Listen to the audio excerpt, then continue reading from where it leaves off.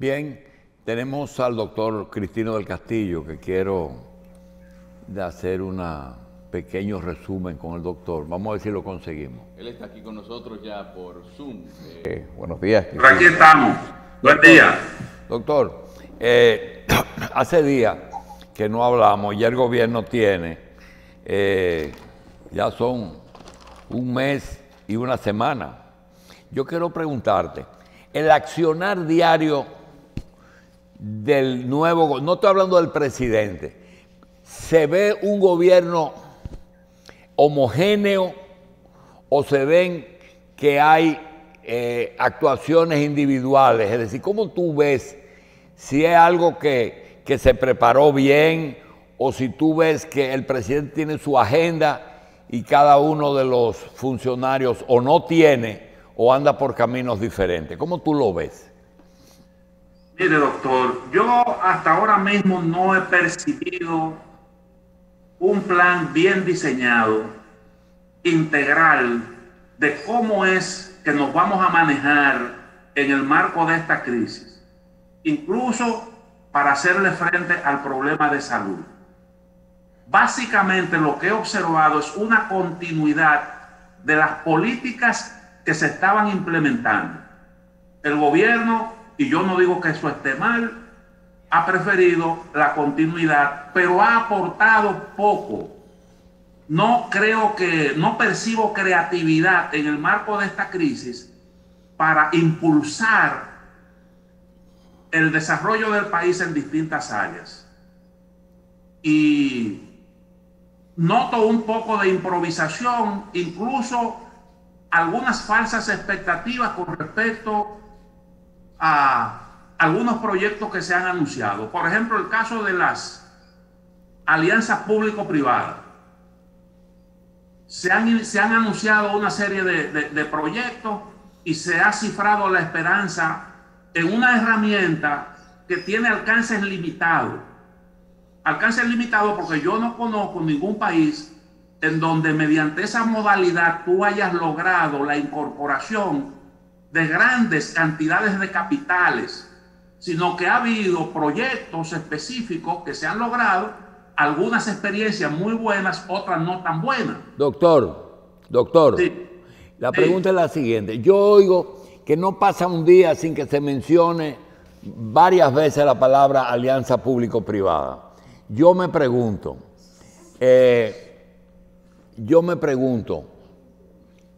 ¿qué ejemplo hay ahora mismo de que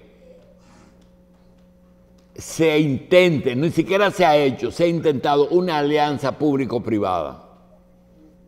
Bueno, en el caso, por ejemplo, de la construcción de vivienda, eso ha funcionado de manera satisfactoria porque hay un área en donde tú has podido, dando facilidades, por ejemplo,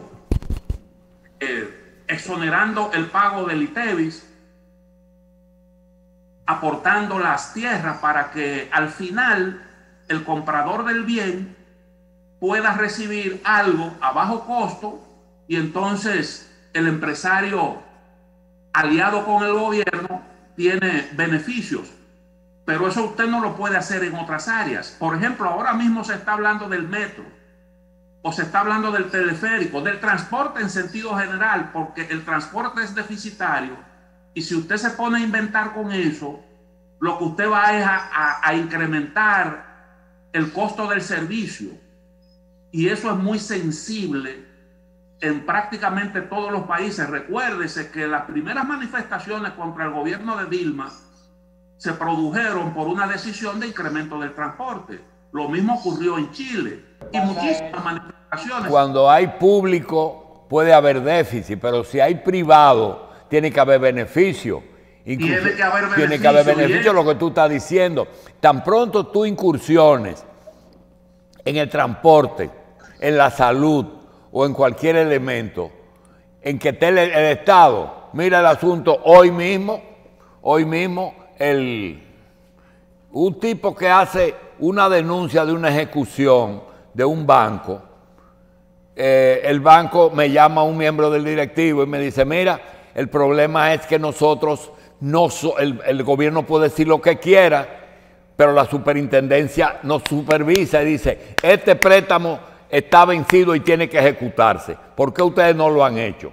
Es decir, que la rentabilidad es importante, pero cuando tú dices, la OMS anda por ahí bajando y subiendo los pasajes, pero cuando tú metes el sector privado en el teleférico, lo primero que va a hacer el sector privado es ver a cómo es el pasaje para que sea rentable y a cómo va a ser la tarifa del INCAR, que me están diciendo que hasta un hospital de cáncer lo van a privatizar. Yo no entiendo. Entonces, eso que está...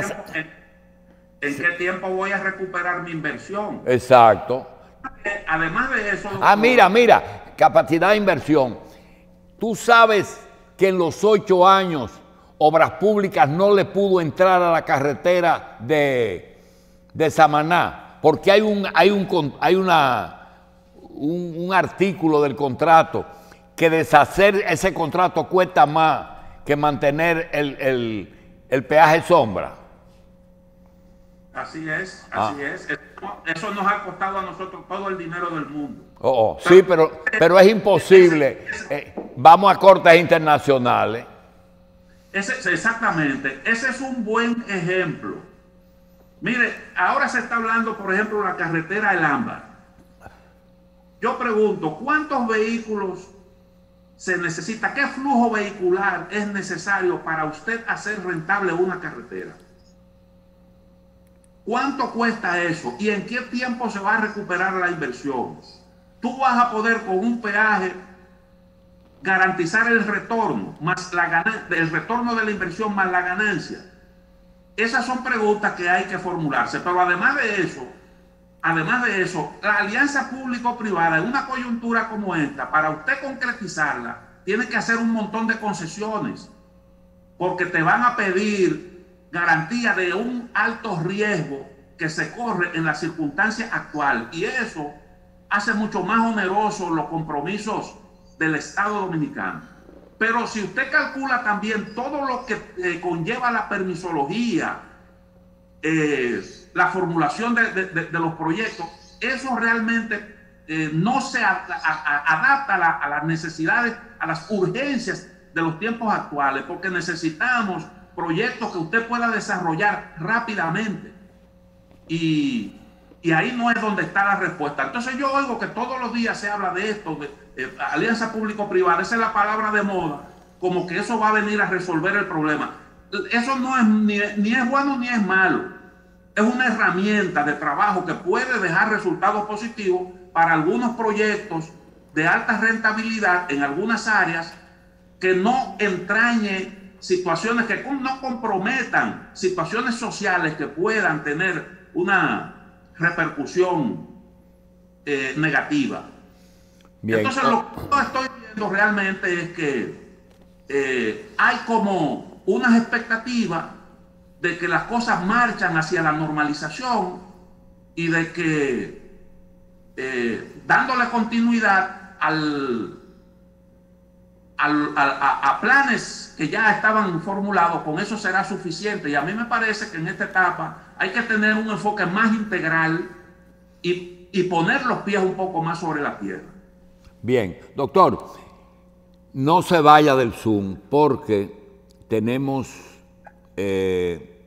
a la doctora Evangelina Soler, que vamos a hablar de COVID, y tenemos que hablar también de una invitación que te voy a hacer para que hoy a las 6 de la tarde veas Carivisión, porque nos vamos a poner en cadena con un Zoom, con una plataforma que va a hablar de asociación público-privada, fideicomisos, inversiones públicas y transparencia. Lo único que falta es el nuevo lenguaje.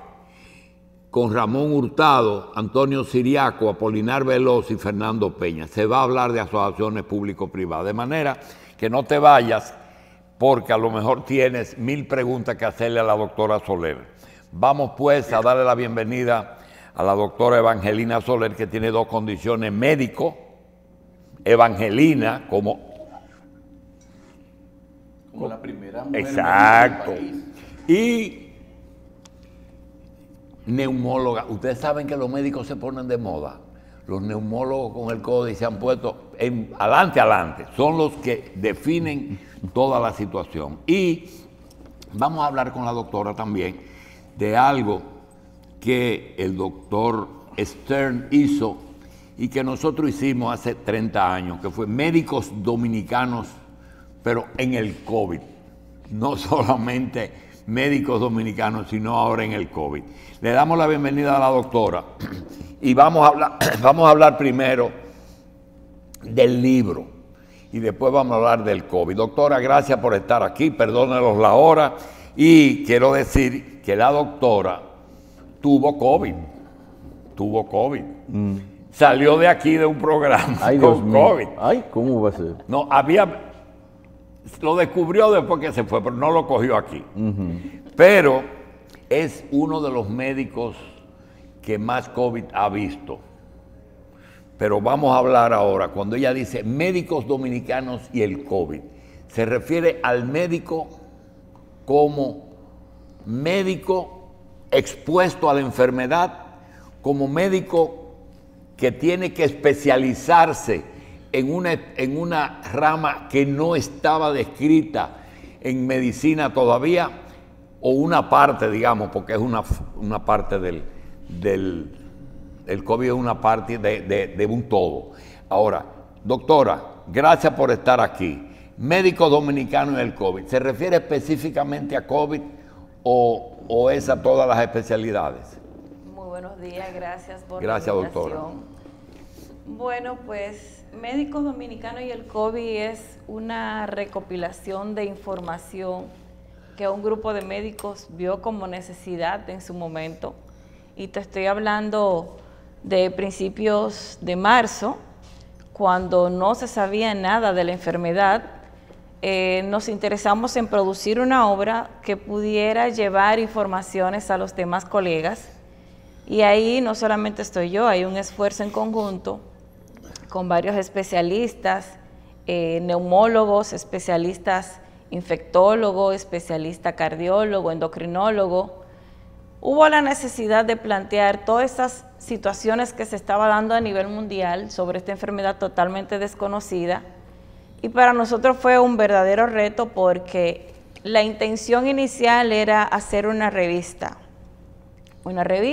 que llegase a todos los medios, sobre todo para cubrir esa necesidad de información. Y ir tirando diferentes ediciones para ponerse al día. Ir tirando diferentes ediciones, pues una vez con ese grueso de material tan bueno que se recolectó y con la altura de los sustentantes, te estoy hablando de que tenemos ahí al doctor Miguel Ureña, infectólogo, escribiendo un artículo, escribiendo el manejo, al doctor Estefan escribiendo el manejo en los pacientes en terapia intensiva, el doctor Pedro Ureña hablando de las manifestaciones cardiovasculares que comenzaban ya a plantearse como complicaciones a corto y largo plazo.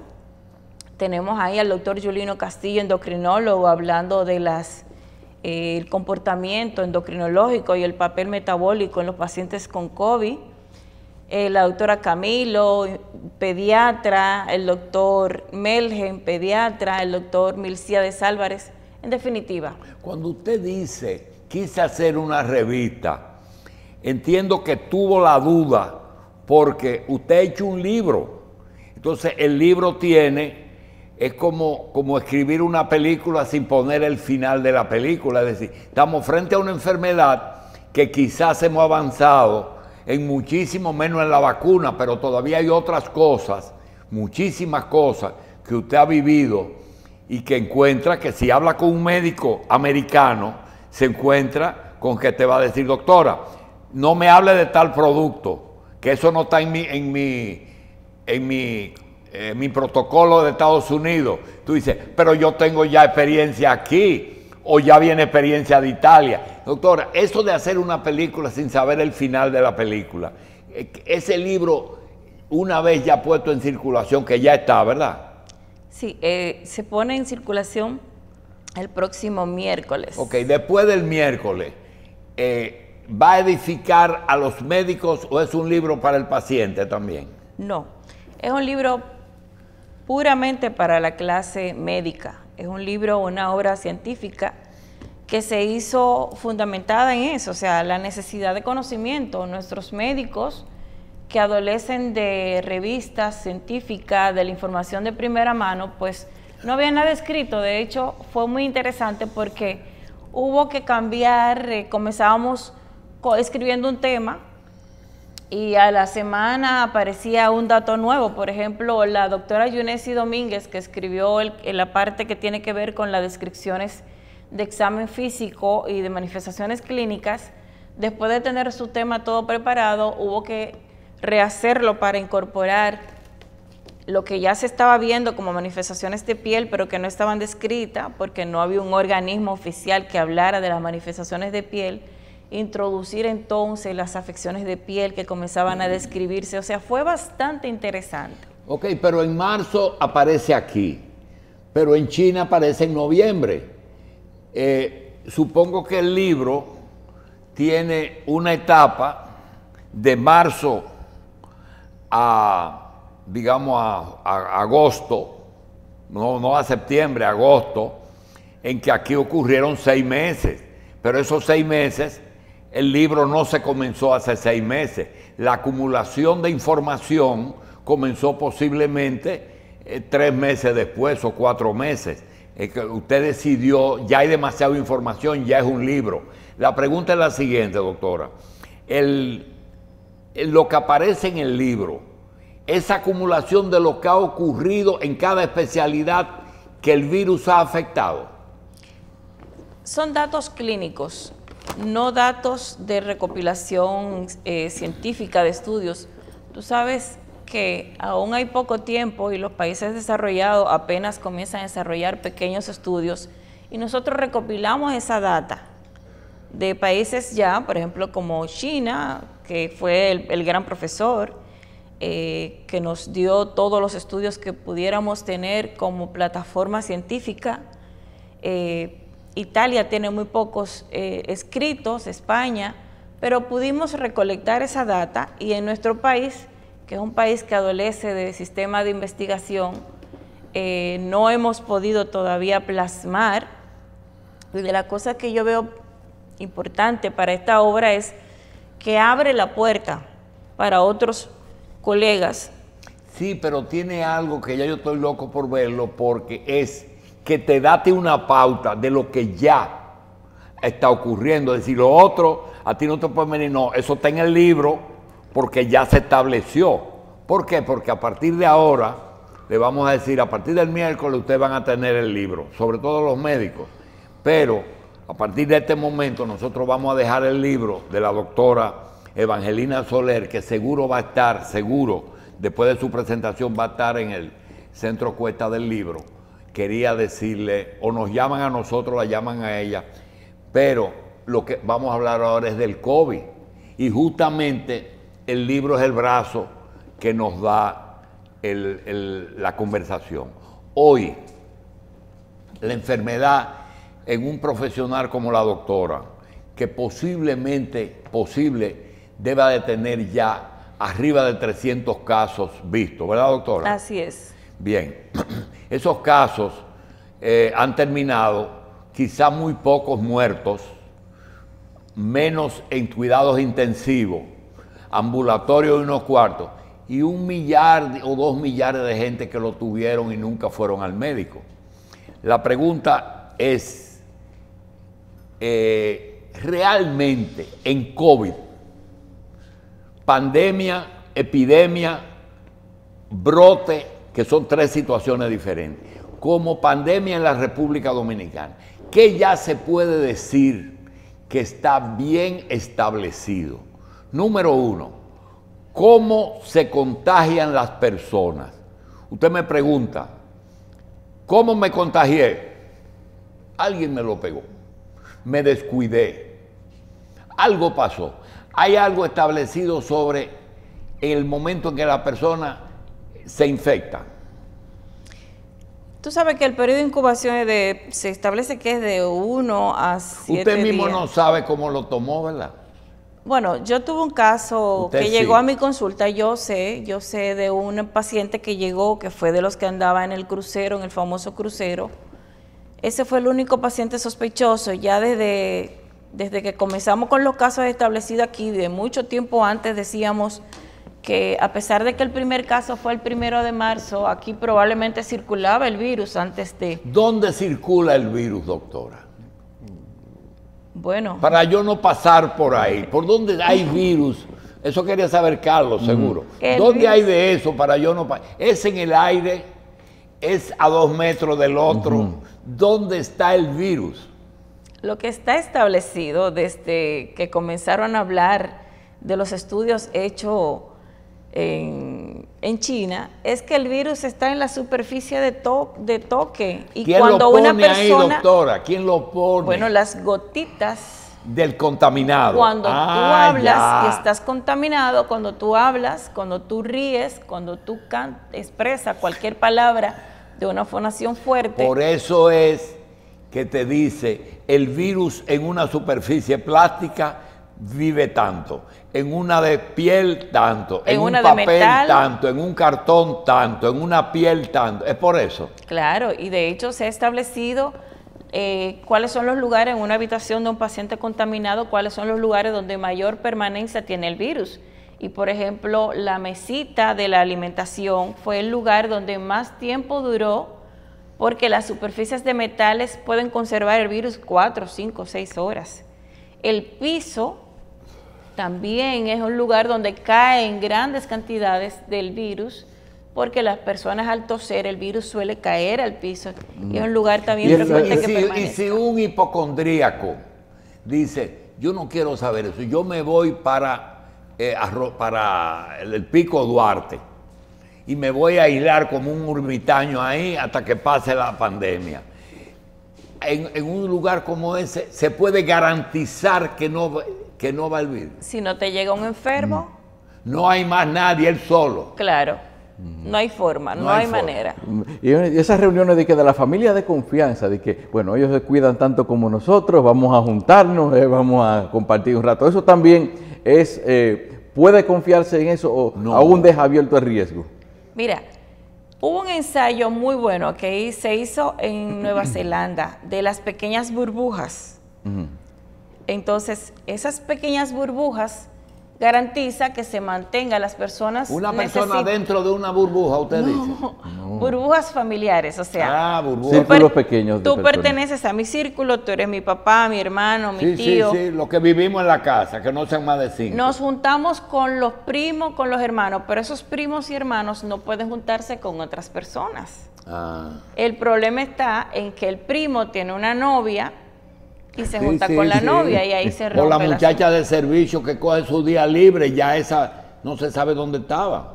Hay que aprender a vivir con el Ok, virus. doctora, eso es prevención. Ahora, ni el principio ni el final. No vamos a hablar de prevención ni vamos a hablar de vacuna, porque la vacuna también está siendo objeto de otras cosas como negocio, etc. Vamos a hablar de la enfermedad. Una persona contaminada. Lo primero es las famosas pruebas. ¿Qué prueba rápida, qué prueba lenta? ¿Cuántas pruebas hay para determinar si una persona está contaminada? Mira, tenemos las pruebas serológicas, como la PCR, que es Serológica es sangre. No, la prueba serológica porque te establece el virus como la PCR. La PCR, que es el gold estándar ¿Qué del quiere decir diagnóstico. PCR? Se llama prueba PCR porque es polimerización en cadena. Te Ah, ya. determina la presencia del virus y te lo puede detectar aún el virus estando muerto. ¿Serológica es sangre o humores? Humores. Es decir, que una secreción de nasal es serológica. Sí, te puede establecer una PCR por la saliva y por las secreciones hisopado nasal. Esa prueba es la prueba que nos permite identificar el virus desde el momento que entró hasta aproximadamente 7, 14 días. Para usted, como profesional que atiende pacientes, ¿cuál es la que le vale? La PCR. esa PCR, ¿en qué momento usted confía en ella? En todo el proceso, al principio, al final. Es decir, cuando una persona lo tuvo y está negativo, ¿para usted y esa persona está sana? Si una persona lo tuvo y la PCR te da negativa, no necesariamente se considera que la persona está sana, porque tú puedes tener que una PCR se haya almacenado a una temperatura inapropiada. Por ejemplo, el calor puede desnaturalizar el virus y desnaturalizar la muestra, y tú tienes un gran porcentaje de falso negativo. La prueba puede ser mal tomada, eso es otra condición que te puede dar un falso negativo. Doctora, el doctor Cruz Jiménez, mi amigo, fue de los primeros afectados y afirma una cosa que yo no estoy de acuerdo con él. Me dice, ya yo estoy sano, ni me infecto ni me infecto ni infecto a nadie. Digo, eso no puede ser lo que él dice. Mira, en teoría los virus ARN tienen un comportamiento donde el virus penetra el organismo, despiertan una respuesta celular, y esa respuesta celular, que por lo regular son los linfocitos T, los cuales detectan el virus y son capaces de producir una memoria inmunológica donde una vez que se presenta otro virus de esa misma especie, reaccionan produciendo una especie de inmunidad adquirida, lo que es la inmunidad adquirida de forma natural o la inmunidad adaptativa. Esa inmunidad es completa ahí, doctora. Se produjo esa respuesta que usted está diciendo. ¿Es una vacuna permanente o transitoria? Debe ser una vacuna permanente, aun cuando porque la a titulación... ti te dicen, cuando yo voy la primera vez a tu consultorio, tú me dices, te dio sarampión, te dio viruela, te dio varicela, te dio... Y entonces tú dices, si te dio papera, ya no te da más. ¿Verdad? Pero eso tiene el mismo comportamiento ahora mismo, o todavía no se ha podido establecer. No se ha podido establecer claramente, pero de igual forma tampoco se ha establecido de manera creíble y confiable que se haya presentado algún caso de reinfección del paciente. Se escuchan por ahí muchas personas que dicen que el virus le repitió, que hay datos, pero cuando tú revisas, realmente es probable que la primera vez no le haya dado o no fue diagnosticado correctamente. Entonces no hay manera, no se ha establecido realmente que el virus repita. Doctora, una de las cosas que más me llamó la atención de las pocas veces que hemos conversado sobre el tema es algo que usted dice, que yo quiero que usted se lo diga al público. No es duda, es que dice la doctora que cada organismo reacciona diferente frente a la agresión. Definitivamente.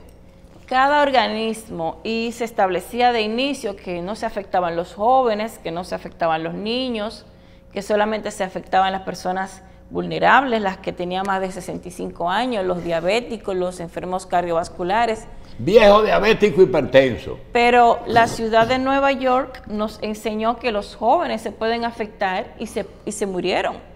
Y se mueren los jóvenes y se le produce también afección cardiovascular y se le producen complicaciones a largo plazo, al igual que las personas de edad. Entonces, cada organismo, dependiendo de la susceptibilidad individual, y ya se establece el grupo sanguíneo, se establece la obesidad como un factor mórbido, se establece la diabetes, se establece la mala nutrición, que eso está contemplado en nuestro libro también, como el proceso de mala nutrición de un organismo donde llega el virus es capaz de afectar. Y tenemos el ejemplo de personas de más de 65 años, hipertensos, diabéticos, con marcapaso, y han sobrepasado el virus. Sí, doctora, mire, ven por darle un ejemplo. Estamos internados en cuidados intensivos, en unidad de COVID, 3 personas. Una señora de 90 años, un señor de 43 y un señor de 80. La señora de 90 está intubada, es decir, con un ventilador. El de 40 está casi de alta, se va al otro día. Y el de 90, el de 80 es espectador. Al otro día, el médico dice, saqué la mujer de 90 años del ventilador, está bien. Y el joven dice, se va, se retorna y dice, oye, me hizo una embolia y se me murió el joven. ¿Es posible? Eso es posible. Eso es posible y tiene que ver mucho con el grado, el virus llega al organismo, pero como te dije, depende de cómo está ese organismo cuando entra cómo está el organismo cuando ese virus llega. Y en muchos pacientes el daño endotelial, que es capaz de producir un estado de hipercoagulabilidad, esa reacción inflamatoria que produce ese virus, es lo que marca el curso de la enfermedad. Y otra cosa importante es en qué momento el paciente comienza a recibir atenciones médicas. ¿Comienzan? A recibir atenciones médicas. No es lo mismo un paciente que desde el inicio de los síntomas se pone en contacto con su médico. Que uno que llegue tarde. Que uno que llega ya con un dímero de alto, con alteraciones de la coagulabilidad de la sangre, con manifestaciones pulmonares importantes. Justamente ahí para que siga. Hay cientos de mensajes que te llegan con colores sobre contaminación. Un manubrio, un ascensor, un mueble y comienza el proceso de contaminación que Carlos quiere hablar con usted. Pero cuando eso llega, porque hasta ahora está afuera, ¿verdad? En la mano, llega a la cara, a la nariz o a la garganta, hasta que el paciente le llega al lugar donde, como decía, es un chiste negro que dice, el SIDA mata y desacredita. Este no desacredita, pero mata. Cuando llega al final, doctora, o a la embolia que produce el problema de coagulación, o al alvéolo que produce el taponamiento, háblenos del principio y del final en el proceso de ir a la consulta. Es decir, si usted se equivoca, como yo conozco uno que estaba pensando que tenía gripe y era COVID, hable de eso, desde la varilla inicial hasta la pintura final. El paciente toca la superficie contaminada, un manubrio.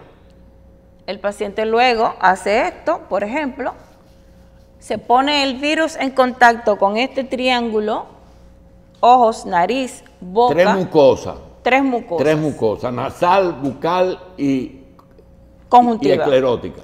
Ok, el paciente toca la conjuntiva, conjuntiva, perdón. Por ejemplo, hizo esto. O sencillamente se tocó, entró el virus al organismo. El virus lo primero que hace es una respuesta de entrada al organismo que lo comienza con la vía respiratoria alta, local. Por eso es que son muy frecuentes los síntomas respiratorios nasales.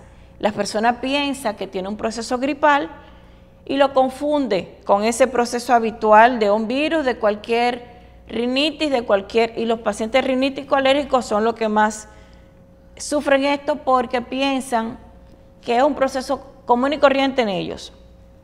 El virus comienza su estrago a nivel de las fosas nasales y vía aérea superiores. Aumenta un poquito la permeabilidad vascular, se inflama, produce liberación de moco. Pero luego, ¿qué pasa de aquí? Yo me reía mucho en principio porque había muchas recomendaciones de hacer gárgaras, de hacer... Ahí pare, doctora. Llega a un sitio en que las vías digestivas y las vías respiratorias tienen una pequeña área común. ¿Cómo se llama esa área? Orofaringe. La glotis. Tenemos la glotis que divide a nivel de la orofaringe. Tenemos la glotis que es una lengüeta que divide el curso de la tráquea, que siempre está abierta, exceptuando cuando tragamos, que se desplaza para que no se vaya por el camino viejo. Exactamente. Las secreciones iniciales están ahí. ¿Y qué determina que el virus coja o para la vía digestiva o para la vía respiratoria? ¿Por qué coge más para la respiratoria? Lo que pasa es que las vías respiratorias siempre están abiertas. Ya. Y las vías digestivas, puede caer cualquier virus en la vía digestiva, pero tenemos un ácido clorhídrico ahí que es mayor antiséptico que ese, no puede ser. O sea, el pH que tiene ese ácido clorhídrico a nivel de la vía digestiva es muy fuerte. Entonces, los procesos respiratorios no solamente por contigüidad. Ahí llegó, ahí la interrumpí, llegó a la parte alta y ahí lo interrumpí. Hasta ahí usted puede hacer algún proceso para detener que eso siga, que no sea de que gárgara de sal, etcétera. A mí me ha funcionado mucho una molécula de solución hipertónica, una solución, voy a permitirme utilizar el nombre Sterimar hipertónico. A mí esa molécula... ¿Qué es hipertónico? Tiene mayor cantidad de solución salina. Es decir, más sal. Más sal. Agua y sal. Y eso propicia un estado de no viabilidad del virus. ¿Ingerirla o hacer gárgara? Aplicarla nasal, hacer lavados nasales. A mí me ha funcionado mucho con los pacientes porque no solamente en esa etapa inicial que propicia que se limpien las vías aéreas superiores y por lo tanto la cantidad de la carga viral disminuya, sino también que con los pacientes que tienen rinitis alérgica o rinosinusitis, que son... Más que un alcohol que tú te puedas poner en la nariz. Claro, claro, porque esa solución hipertónica te hace un lavado de todas las fosas de forma profunda, te llega al etmoide, esfenoide, toda esa zona te la limpia. Ok, doctora, ahí lo pudo detener ahora. Pasó ya a bronquios o a bronquios. Ahí entró ya en la parte difícil. ¿Usted entiende que cuando comienzan esos síntomas es que tiene que ir al médico? Definitivamente. Es decir, que la mayoría de los problemas porque ya está más adelantado. Los problemas vienen cuando el paciente ya comienza a tener manifestaciones pulmonares. Que eso se produce entre el 7º y 8º día, que es donde se produce la respuesta de inflamación importante, la llamada tormenta de citoquinas, que ocurre entre el 7º día de inicio de los síntomas y 8º día. Y el paciente te lo describe. Por eso es tan importante que el paciente pueda establecer qué momento comenzó el primer síntoma, en qué momento inició, ya sea el garraspeo, ya sea la secreción nasal. ¿Cuántos días puede estar jugando ahí en vía respiratoria alta? 5 o 7 días. Y cuando ya entra en el otro día, en el día 13, es que ya está ahí adentro. No, a partir del 7º, 8º día ya comienza a verse esas manifestaciones pulmonares. ¿A dónde va ese virus después que pasa ¿A dónde va? En el lugar. Ok, el virus está en vías aéreas superiores. Estaba hablando de primero el tubo que va de ahí hasta donde se bifurcan los pulmones. Bronquio, ¿verdad? ¿Cuántos días se coge para llegar a bronquio? Es que eso depende. Tú Todo sabes, depende. Durante el sueño, las personas normales broncoaspiran. Por eso es que es muy frecuente tú ver los pacientes con neumonía, pero el estreptococo neumoniae. Porque el estreptococo vive en esta zona, en la orofaringe, y cuando dormimos, todas las secreciones bajan y llegan al pulmón. Por eso el estreptococo es el número 1 en agente agresor e infectante de los procesos neumónicos. Eso mismo pasa con el virus.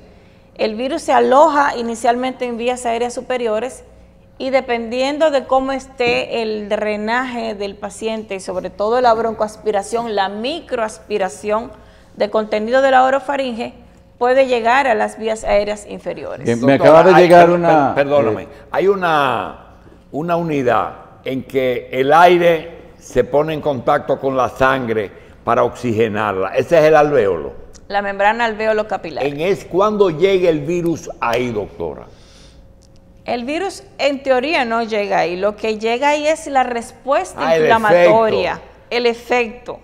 El virus puede llegar al alvéolo, obviamente, porque todo lo que pasa por vía aérea superior y logra bajar a vías aéreas inferiores, desde que entra al bronquio puede llegar al alvéolo. Y te llega y te puede producir una capa en todo el alvéolo, las secreciones, el material de fibrinólisis que se produce. La respuesta. Exactamente. Doctora, nos llaman para decirnos que uno de los lugares donde hay menores incidencias de COVID, Guayacanes, Juan Dolio, Palmar de Ocoa, zonas costeras, zonas playeras entonces. Y precisamente que hay algunas personas que dicen, que ya llevan, como dicen, de que el agua salada puede tener algún tipo de efecto Ya lo preventivo. dijo. Sí, ¿es así realmente o es extensivo a otros ambientes? La playa, piscina y quizás a evitar consumir ciertos alimentos que puedan estar expuestos al ambiente de contaminación. Bueno, los lugares abiertos son los mejores lugares para estar y si tenemos que una persona tiene un área tan amplia como la playa y que te favorece, porque hablábamos en principio en nuestro país, hubo un comportamiento muy desigual a otros países y yo tuve la oportunidad de comparar otros países del área y veíamos cómo en nuestro país, pese a que el primer caso llegó en marzo, los casos no se reprodujeron tan rápido. Tuvimos situaciones con las PCR, no se identificaron tempranamente los casos, pero aún así las estadísticas eran muy diferentes a otros países. Y una de las razones que pueden plantearse para ese favor que tuvimos o mantenemos es que somos un país cálido, que la humedad no le favorece al virus, y entonces un ambiente de playa obviamente que tiene que producir un favor en ese sentido. Y ya está establecido que los ambientes de playa son ambientes seguros para disminuir el riesgo de contaminación del virus. Doctora, laboratorio, tomografía y prueba, le hace a un paciente que vaya a consultar con sospecha del problema y la muerte del paciente, una autopsia después de tener toda la información previa. Se le hizo una tomografía, se puso en tratamiento porque aparecieron cosas que podían terminar en una forma fatal. Cuénteme, en ese paciente que falleció, cuando se hace autopsia, ¿qué aparece? ¿Cuáles son las dos principales lesiones que le quitaron la vida a ese paciente? La embolia pulmonar. Una embolia pulmonar. Es la más importante segunda, y la más frecuente. Bueno, pues que se altera el intercambio de gas. Bien. Por una gran afección inflamatoria Bien. a nivel pulmonar. Si tenemos y ya, las manifestaciones, si tenemos eso, entonces, ¿qué información le da al laboratorio para que comience a pensar en que esas dos cosas hay que evitarlas? Mira, las pruebas de dímero de fibrinógeno. ¿Qué es dímero, El dímero es producto de la degradación de fibrina. Cuando tú ¿Es un problema de coagulación? Es una prueba que te demuestra que ya hay problemas de coagulación sanguínea. ¿Que está muy licuada o que está muy coagulada? Muy densa. Tú sabes que el virus, dentro de esas reacciones inflamatorias que producen todo el organismo, está la inflamación del endotelio, el daño endotelial. Entonces, ese endotelio inflamado... ¿De la arteria? En las venas, en las arterias. De todos los vasos. Todos los vasos. Ese endotelio inflamado propicia un estado de hipercoagulabilidad de la sangre y entonces ahí viene la formación de éxtasis sanguíneo y la formación de acumulado de sangre, que es lo que te hace el trombo, que puede viajar ese tamaño a nivel del pulmonar. trombo, el tamaño, ¿cuándo es lo suficientemente grande que produzca un efecto devastador? Eso es muy variable, depende de la inflamación del tú vaso. Puedes tener un pequeño trombo que se va al pulmón y hay pacientes que hacen microtrombos y pueden ¿Y a dónde va el trombo? ¿Siempre al pulmón o puede ir al cerebro? Puede ir a cualquier parte, puede ir por lo regular al pulmón, porque tú sabes que el pulmón recibe toda la sangre venosa por la circulación menor. Por lo regular el pulmón es el órgano más afectado y es la causa número 1 de muerte. Es el mismo trombo que una señora que ha tenido un parto suelta un trombo y la mata de una tromboembolia. No, esa es una embolia de líquido amniótico. Ah, ya. No, me refiero a la de las varices. Bueno, todo el que se acuesta en una cama y está enfermo tiene el riesgo de producir trombos. Entonces, si está embarazada, el embarazo por sí solo es una condición que aumenta el estado de hipercoagulabilidad. Entonces, la embarazada tiene riesgo de producir una embolia por líquido amniótico, pero también por éxtasis venoso y producir embolia a nivel pulmonar por ese Doctora, sentido. mira, hasta ahora le hemos llevado como caña para el ingenio, Carlos y yo. Yo quiero ahora que la doctora Evangelina Soler, por la experiencia que tiene, se tome el tiempo que queda y le cuente a sus connacionales, que son nuestros dominicanos, que ella quiere que la gente sepa frente, desde el punto de vista del médico, del paciente, de la familia, del país, de lo que es una pandemia. Su experiencia que la pase y su advertencia que la haga. Bueno, ¿qué puedo decirles? Lo más importante es que el paciente logre establecer esos síntomas iniciales, la tos, la fiebre, pero no necesariamente la fiebre es un síntoma como se planteó inicial cardinal. Hay muchos pacientes que tienen COVID y no hacen fiebre. Ese paciente que comienza con dolor de cabeza, con manifestaciones que su cuerpo mismo le dice que está enfermo, debe de acudir de inmediato al médico. Y algo importante que quiero llamar la atención, los pacientes se frenan esperando una prueba de PCR y duran semanas esperando que le hagan una prueba de PCR y sabemos las condiciones de nuestro país, sabemos las condiciones de nuestro sistema de salud. Entonces no esperemos una PCR, vaya de inmediato a su médico, que su médico va a encontrar herramientas diagnósticas como la tomografía, que es tan importante y a veces muchísimo más importante que la prueba de la PCR. Tenemos esos marcadores de severidad como el dímero D, el fibrinógeno, la interleuquina 6 que ya se hace en el país, la ferritina. Con un solo hemograma el médico puede orientarse viendo ese recuento de glóbulos blancos disminuidos, esos linfocitos disminuidos, que son marcadores de severidad. Y entonces ya el médico puede tomar una conducta que marca la diferencia entre ese paciente que va a tener un comportamiento que se puede contrarrestar sus efectos de severidad en inicio temprano de la enfermedad, o ese paciente que va a tener una evolución catastrófica. Bien. Muchas veces los pacientes llegan y ya no se puede hacer mucho por ellos. Doctora, de los medicamentos, ¿por qué hay una escuela americana de protocolo que te dice eso no da resultado? Y aquí médicos te dicen, ese es mi medicamento preferido. ¿De a qué se están refiriendo? Bueno, en este manejo, como tú hablaste de inicio del manejo y la vacuna, hay muchas cosas. No, vacuna no. Hay muchas cosas que hay por el medio. Está el negocio farmacológico, están los intereses particulares. Tuvimos un presidente de los Estados Unidos que abogaba inicialmente por combinaciones de medicamentos que desde un principio se sabe que produce, que iba a producir los estragos que producía. Pero yo le estoy hablando de la ivermectina. ¿Por qué aquí se usa en Estados Unidos? No uses eso. ¿Por qué una diferencia tan grande en una misma enfermedad? Bueno, lo que te decía, vimos a Trump hablar de la hidroxicloroquina combinada con la citromicina, y los médicos que conocemos la citromicina y la hidroxicloroquina sabíamos la toxicidad que iba a producir a nivel cardíaco, y sin embargo él insistía y los norteamericanos duraron mucho tiempo usándola. En nuestro país se utiliza la ivermectina porque es una droga barata. Muchos de nuestros colegas dicen que nunca la han usado, que no la van a usar. Yo la he usado.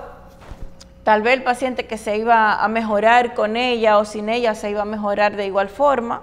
Hay otros colegas que tienen una casuística que pueden hablar y decir, bueno, a mí me ha dado excelentes resultados, pero hay pocos estudios que puedan sustentar ese hecho. ¿Cuál es su medicamento preferido para el tipo de problemas de coagulación, en coagulación? Bueno, tenemos la heparina de bajo peso molecular, que se inicia en es el Eliquis. ¿El Eliquis cómo se llama? No, el Eliquis es otra formulación anticoagulante, es otra molécula. Iniciamos. ¿Y por qué lo dan por tiempo tan largo, doctora? Lo que pasa es que se ha establecido que los pacientes quedan con un estado de hipercoagulabilidad de la sangre y meses posteriores te pueden hacer un daño endotelial proveniente de un daño vascular en los miembros inferiores, en las afenas, en las venas profundas y superficiales de los miembros inferiores, y el paciente puede, inclusive meses después, producirte trombosis.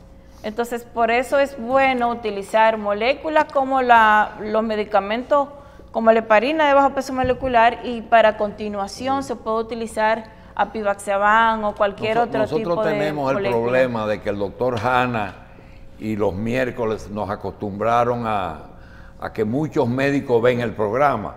Me dice una doctora, un paciente que no tenga acceso a tomografía, que no tenga acceso a laboratorio y ni a la prueba, el estetoscopio al neumólogo, ¿qué información le da? Muy poca. Poca. Muy poca.